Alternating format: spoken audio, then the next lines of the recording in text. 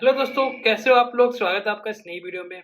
आज के इस छोटे से वीडियो में डिस्कस करने वाले हैं कि हमारे मन में सबसे ज़्यादा कन्फ्यूजन रहती है एज ए बिगिनर कि एपीआईज़ का यूज़ हम क्यों करते हैं जब फायरबेस है हमारे पास? अगर फायरबेस है तो मशीन स्टोरेज का यूज़ क्यों करते हैं? एसक्यूएलआईटी मतलब हम इनके बीच में फ़र्क क्या है? और इन सारी चीज़ों के बाद एक चीज़ आती है कि रिडक्स यूज़ क्यों करना है जब हम लोकल में रिडक्स के साथ भी करते हैं? तो भाई ये सारे टॉपिक्स जो है ना ये कन्फ्यूजन क्रिएट करने वाले हैं कि कब किसका यूज़ करना है, ये हमें एग्ज़ैक्ट पता होना चाहिए, ठीक है? तो इस वीडियो के अंदर हम यही डिस्कस करने वाले हैं कि ये सारे टॉपिक्स जो हैं इनको हमें कब यूज़ करना है, मतलब इनके फीचर्स को हमें कब यूज़ करना है ऐप के अंदर, ठीक है? तो वीडियो छोटा-सा होगा बट काम का होगा, वीडियो को पूरा देखना, वीडियो अच्छा लगे तो लाइक ज़रूर करना, बाकी स्टार्ट करते हैं।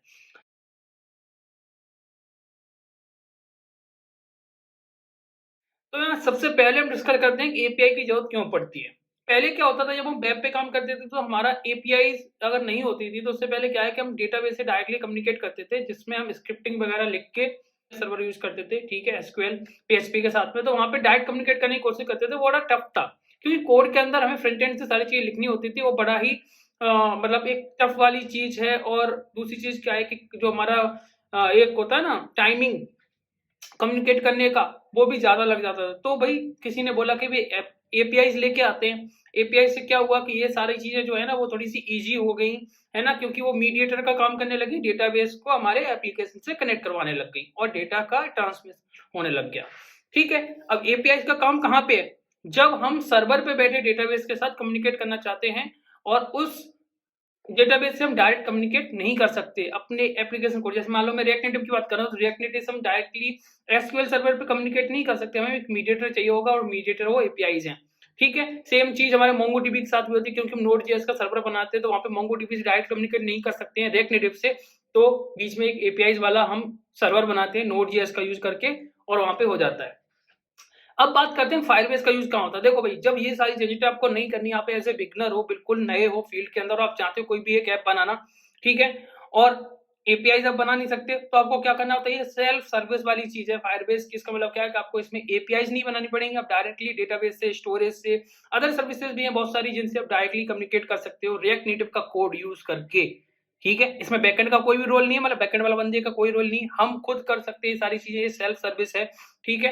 और सारी वही सुविधा प्रोवाइड करती है जो एपीआईज़ वाला सर्वर वाला प्रोवाइड करता है, ठीक है?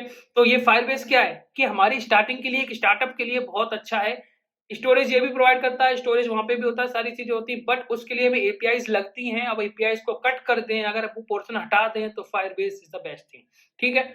अब फायरबेस के बाद बात करते हैं असिंक स्टोरेज। असिंक को यूज़ कहाँ, असिंक स्टोरेज का यूज़ कैसे है? देखो भई, जब तक हम सर्वर पे डेटा भेज रहे होते हैं, तब तक फायरबेस, एपीआईज़ वगैरह ठीक है सारी चीज़ें।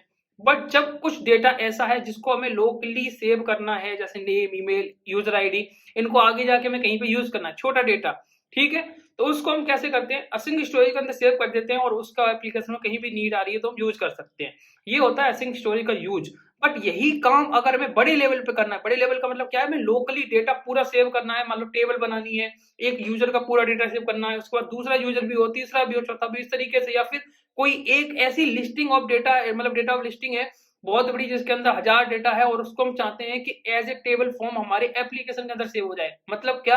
कि जो एपीआई से हम सर्वर पे काम करते हैं डेटा कलेक्ट करने का, सेम चीज़ अगर हम चाहें कि लोकल के अंदर भी वही फंक्शनैलिटी, वही फीचर मिल जाए, बस वो लोकल हो, तो भई एसक्यूएलाइट इज़ द बेस्ट थिंग। इसीलिए एसक्यूएलाइट को क्या किया जाता है, रिकमेंड किया जाता है, अगर हमें लोकल स्टोरेज यूज़ करना है तो। तो यहाँ पे चारों के बीच में फ़र्क समझ में आ गया? अब बात करते हैं कि इन चारों के बीच में तो डायरेक्टली आपको नाम से समझ में आता है कि हम डेटाबेस की बात कर रहे हैं, बट रिडक्स कहाँ से आया था? कुछ लोग रिडक्स को लेके भी कन्फ्यूज़ होते हैं। क्या कन्फ्यूजन होती है कि भई स्टेट में मैनेज कर रहे हैं, हम डेटा को सर्कुलेट कर रहे हैं, तो ये भी तो लोकल डेटाबेस की तरह हो गया। नहीं भाई, इसका काम होता है डेटा को सर्कुलेट कराना। जो डेटा है उसके पास वो सर्कुलेट कराएगा, पूरे ऐप के अंदर प्रोवाइड करना।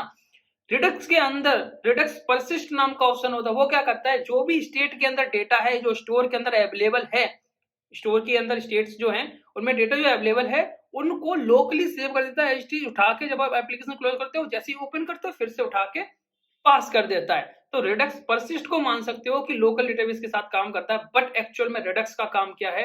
डेटा को सर्कुलेट कराना, प्रोवाइड कराना ऐप के अंदर। तो इन सारे टर्म्स के बीच में हमें फ़र्क जानना होगा, तभी आप करेक्टली यूज कर पाओगे इनके कि कौन सी जगह का सुई की जगह पे तलवार और तलवार की जगह पे सुई यूज नहीं करनी है, हमें फर्क जानना है और तब यूज करना है। अगर वीडियो अच्छा लगा है, हेल्पफुल लगा है तो लाइक कर दो, चैनल को सब्सक्राइब कर लो। मिलते हैं नेक्स्ट वीडियो में। बाय।